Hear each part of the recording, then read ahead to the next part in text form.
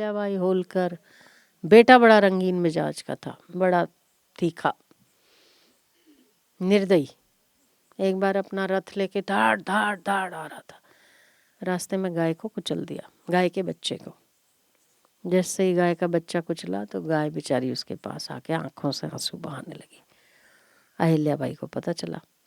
अहिल्याबाई ने कहा कि मैंने नियम निकाला है कि जो भी गाय की हत्या करेगा उसको मृत्युदंड दिया जाएगा। मेरे राज्य में जो कोई भी हो उसे पकड़कर मेरे सामने ले आओ जिसने भी गाय के बच्चे की हत्या की है। सारे सैनिक पीछे हट गए क्योंकि वो बेटा ही था, कौन नाम देवे? राजा के आगे नाम कौन देवे? मरना क्या? अहिल्याबाई ने फिर घोषणा की कि वो जो कोई भी हो मेरे सामने उपस्थित हो जाए नाम देने के लिए कि जिसने गाय के बच्चे की निर्मम हत्या कर दी वो कौन था। एक सेनापति उठा, उसने कहा कि महारानी वो कोई और नहीं, इसी राज्य परिवार से। कौन? वो कुछ बोला नहीं। अहिल्याबाई सिंहासन से उतरी और उसने बोला, अगर मुझे तूने अभी नाम नहीं बताया तो मैं ये मानूंगी कि उसकी हत्या तुमने स्वयं की है और इसका मृत्युदंड आपको मिलेगा। वो कांप गया, थर थर थर थर बोला, राजकुमार ने किए। अहिल्याबाई पारा 7वें आसमान पर चढ़ गया। मेरा बेटा है तो क्या हुआ? अपनी बहू के पास गई और बहू को पूछा कि अगर जिस राजा ने कोई नियम बनाया है, अगर उसका हत्यारा कोई भी हो, अगर हमारी वंश परंपरा से हो या परिवार से हो तो क्या करना चाहिए? और अगर वो गौ का हत्यारा हुआ तो उसकी पत्नी ने, बहू ने कहा, मृत्युदंड देना चाहिए। अहिल्याबाई ने कहा, अगर वो राज परिवार से हो? बहू थोड़ी सहम गई, उसको लगा कि कोई हमारे ही परिवार का कोई हिस्सा होगा। अहिल्याबाई ने फिर पूछा, तुम न्याय के पक्ष में हो या परिवारवाद के पक्ष में हो? न्याय के पक्ष में हो। मन को पक्का करना। बहू ने साथ दिया।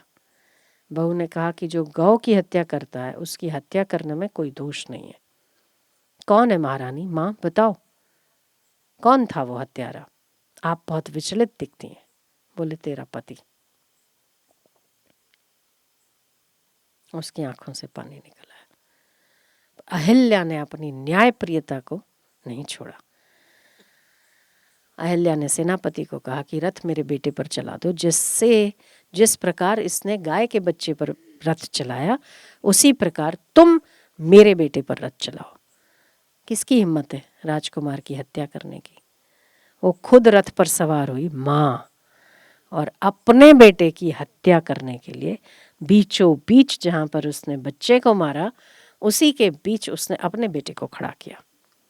बड़ी दूर से अहिल्याबाई पूरी स्पीड से घोड़ों को दौड़ाती हुई आई और बस यहां से कुछ फल्लांग दूर था बेटा।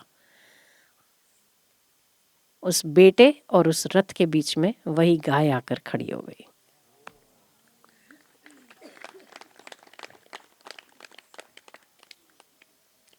सारा राज्य एकत्रित था, मंत्री एकत्रित थे, सेनापति एकत्रित थे। मंत्री ने कहा, महारानी अब आप इसकी हत्या नहीं कर सकती क्योंकि अब गाय आपके बच्चे की जीवन की भीख मांग रही है। गाय की आंखों में आंसू थे, मानो ये कह रही हो कि मेरे बेटे की तो हुई, मैं किसी के बच्चे की हत्या करके किसी माँ को दुखी नहीं करना चाहती। अहिल्याबाई ने फिर कहा, एक बार कोशिश करो, गाय को रास्ते से हटाओ, मैं अपने प्रण को पूरा करूंगी। फिर से वो वापस गई, फिर से आई। इस बार गाय बीच में आई और अहिल्याबाई की ओर मुख करके सिर झुका के नीचे बैठी। दोबारा भी ऐसा ही हुआ। अब अहिल्या नीचे उतरी, गाय को स्नेह किया और कहा कि तूने मेरे बच्चे को माफ किया, मैं भी अपने बच्चे को माफ करती हूँ।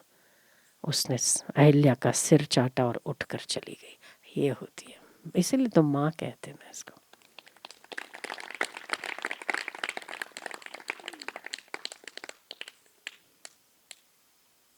अभी भी इंदौर में, जो इंदौर के होंगे, उसे आड़ा बाजार, एक नाम है जगह का, उसे आड़ा बाजार के नाम से जाना जाता है। आड़ा बाजार मतलब गाय आड़ी आ गई थी, इसीलिए उसको आड़ा बाजार कहते।